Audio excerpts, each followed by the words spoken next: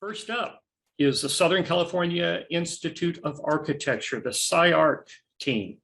Its project is titled Mega Micros, Small Housing on a Large Urban Scale for an Underserved Population. Professor Ramiro's Diaz-Granados is one of the team leads. Ramiro, thank you very much for being here. Over to you. Great, thank you. Thanks everyone for organizing. Let me go ahead and share my screen. So just to provide a quick background, so I'm the coordinator for the studio. It's the third year undergraduate studio. This is the third year we've done housing. We've taken on housing as a problem specifically in LA. This year we had a huge class, 68 students shared by 6 instructors. And so what we've done was we've selected a project from each section or each instructor that tackles the same program across different sites in Los Angeles. And it's not so much that we dealt with homelessness, but really about a mix of housing, including affordable housing, and the role of housing in the shaping of the city. So I also want to thank the students because they submitted work a week and a half before their final. So their final is next week. So they're in the midst of kind of producing their stuff. So the work that I'm going to show from them is a work in progress, and I'm just showing samples of what their proposals are. But first, I'd like to start off with just giving a kind of background of housing historically that kind of set up the studio for us. Okay, so I'm going to show kind of pairings of different projects that we looked at. In 1972, the same year that the infamous housing project, Pruitt-Igoe in St. Louis, Missouri, shown here on the right, was demolished, Robin Hood Gardens, a modernist housing project in East London on the left, opened with renewed optimism only to meet the same fate just a few years ago. Both projects were publicly funded, or shall we say underfunded. What has been deemed a failure of modern architecture is now known to be a more complex failure of policy, funding, imagination, and will.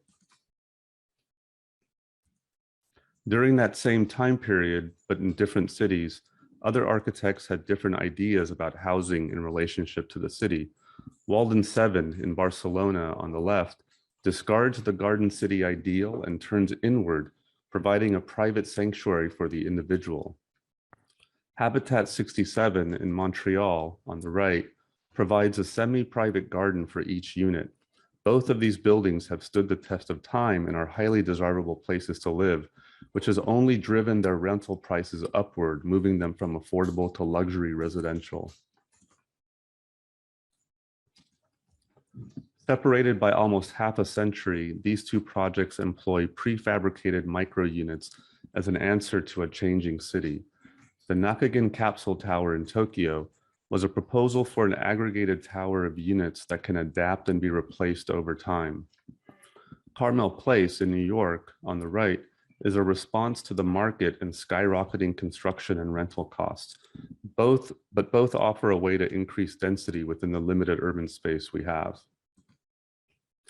These different scales, the large singular, the medium several, and the micro many, are part of an architect's repertoire in organizing housing and its relationship to the city.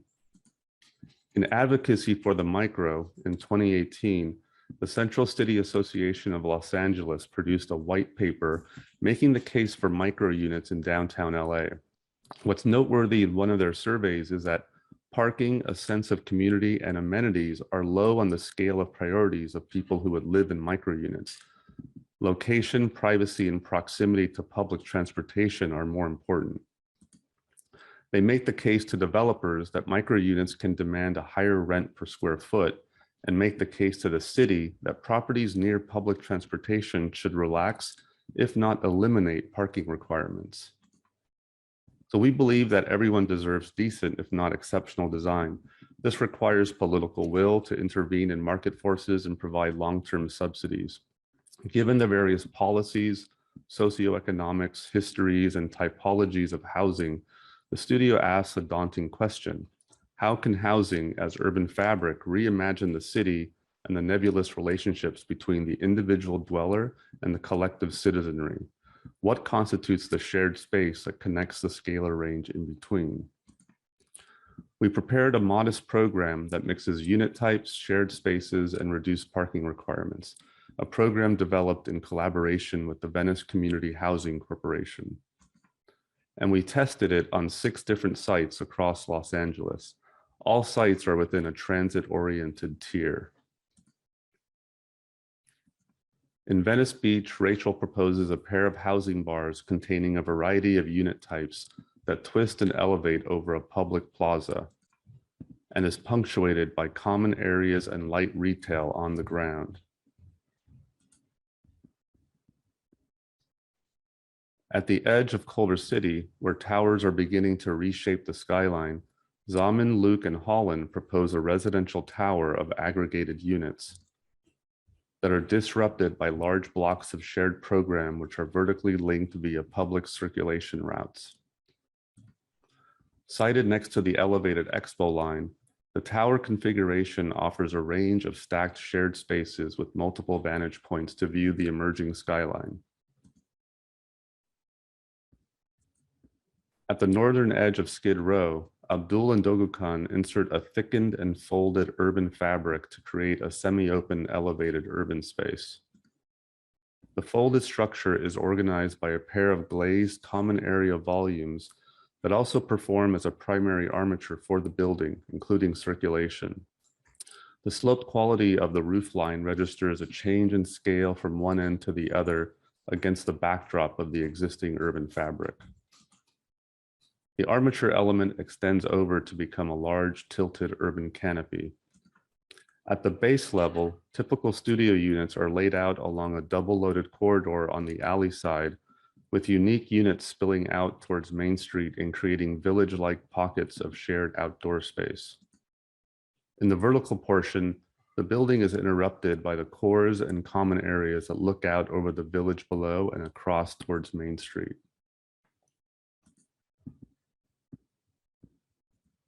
In Chinatown, Omid and Maria sampled the existing alleyways as an inspiration for organizing a compact and low building that performs as a cluster of neighborhoods and is partially contained by a translucent screen around the perimeter.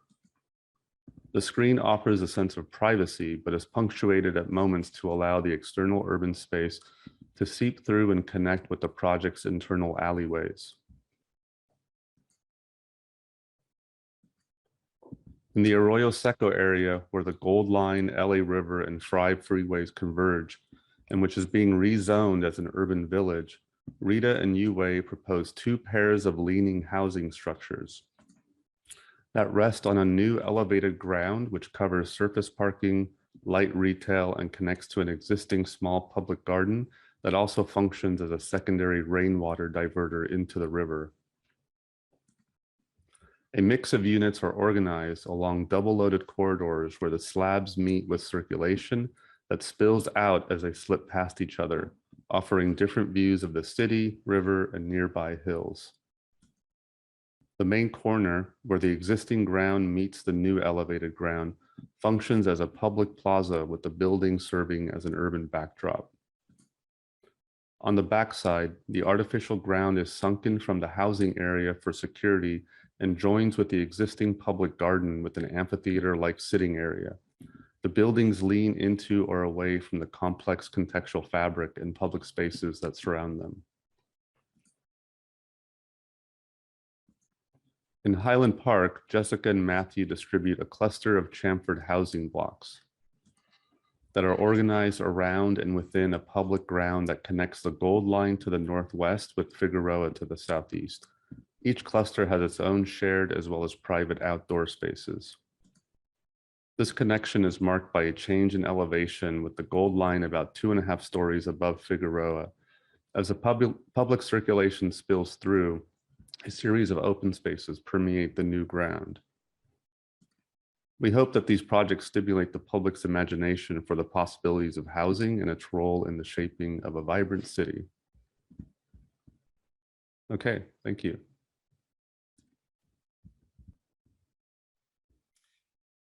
Thank you so much. That was, Should I keep sharing screen? no, it's fine. We'll go Okay. right now to Mark Spears, who's with the CSO task force, and Mark will be the respondent.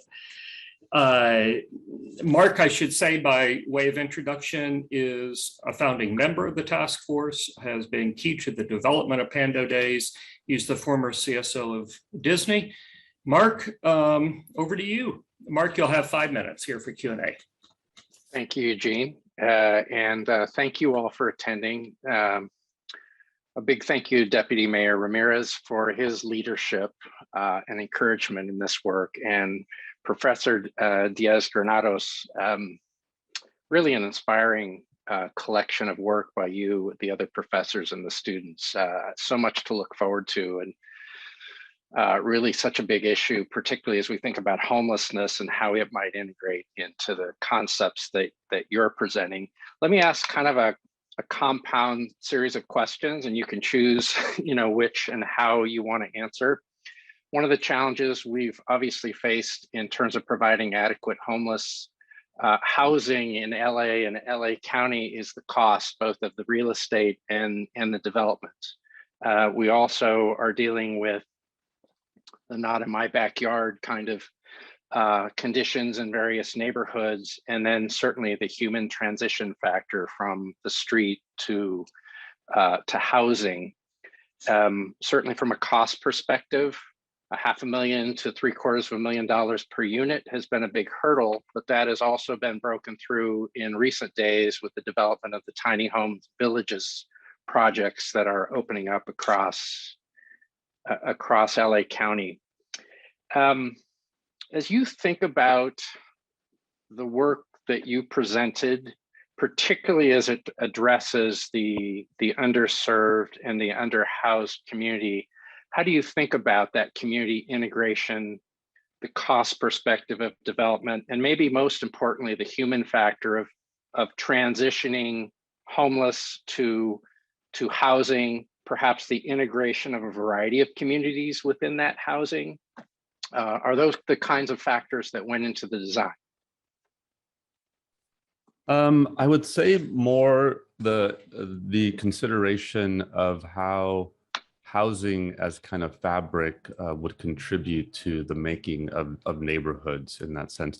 I mean, the cost question is an interesting one, and something that we researched and looked into, and something that I learned in working on this studio for the past few years is both, and part of the reason why I showed the kind of historical references is, in the early 20th century, public funded housing, and why I called it underfunded, and the reason why those projects failed ultimately is that there wasn't adequate funding, not just for the construction and the design, but for maintenance afterwards.